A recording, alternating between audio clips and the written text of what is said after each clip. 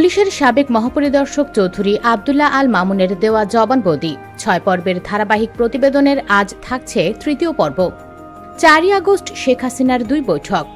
ছাত্র জনতার অভ্যুত্থানে আওয়ামী লীগ সরকার পতনের আগের দিন ২০২৪ সালের ৪ আগস্ট গণভবনে শেখ হাসিনা ২ দফা বৈঠক করেছিলেন বলে সাবেক আইজিপি আব্দুল্লাহ আল মামুন তার জবানবন্দিতে উল্লেখ করেন। তিনি বলেন, ৪ আগস্ট বেলা ১১টায় গণভবনে তৎকালীন প্রধানমন্ত্রীর সঙ্গে আমাদের বৈঠক হয়। সেখানে তৎকালীন আইনমন্ত্রী ও স্বরাষ্ট্রমন্ত্রী সহ ৩ বাহিনীর প্রধান এবং আমি সহ নিরাপত্তা সংক্রান্ত জাতীয় কমিটির বৈঠক হয়। আন্দোলন পরিস্থিতি এবং তা দমন করার বিষয়ে আলোচনা হয়। গোয়েন্দা প্রতিবেদন জানায়, আন্দোলন গুরুতর পর্যায়ে চলে গেছে, তা দমন করা প্রয়োজন। সরকারের পরিবর্তন বা পতন নিয়ে কোনো আলোচনা হয়নি। আমরা চেষ্টা করেছি সরকারকে সঠিক তথ্য দিতে। সরকার তার দুর্বলতা শুনতে প্রস্তুত ছিল না। এই মিটিংয়ে থাকা অবস্থায় পরিস্থিতি দ্রুত অবনতি ঘটতে থাকে ও বিভিন্ন স্থানে সমস্যা দেখা দেয়। পরে বৈঠক মুলতবি হয়। দ্বিতীয় বৈঠকের বিষয়ে জবানবন্দিতে বলা হয়, ৪ আগস্ট রাতে হঠাৎ তৎকালীন প্রধানমন্ত্রী গণভবনে বৈঠক ডাকেন।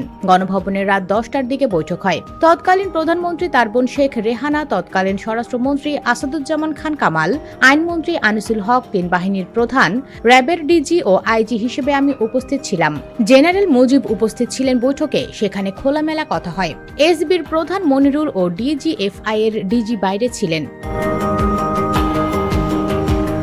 ৪ আগস্টের ওই বৈঠকে কিভাবে পরদিনের অর্থাৎ ৫ আগস্টের আন্দোলন ও গণজমায়েত দমন করা যায় তা নিয়ে কথা হয় জানিয়ে সাবেক আইজিপি জবানবন্দিতে বলেন, ওই বৈঠকে ফোর্স মোতায়েন নিয়ে বিস্তারিত আলোচনা হয়। বৈঠক ৩০ থেকে ৪৫ মিনিট হয়। বৈঠক শেষে আমরা সেনাবাহিনীর অপারেশন কন্ট্রোল রুমে চলে যাই। ৩ বাহিনীর প্রধান, মেজর জেনারেল মুজিব, র্যাবের ডিজি, গোয়েন্দা সংস্থা, ডিএমপি কমিশনার হাবিবুর রহমান, আমি নিজে ছিলাম। সেখানে ফোর্স মোতায়েন নিয়ে কথা হয়।